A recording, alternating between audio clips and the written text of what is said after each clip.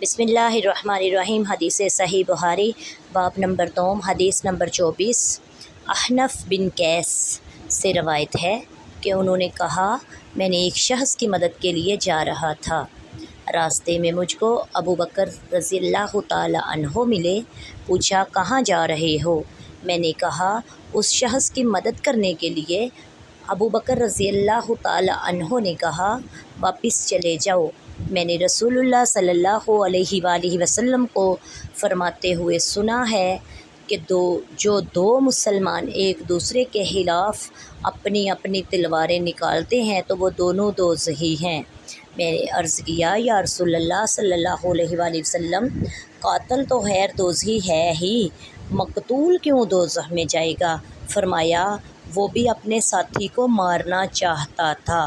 वमा अलैना इल्लल बलागुल मुबीन। अस्सलामु अलैकुम व रहमतुल्लाहि व बरकातुहू।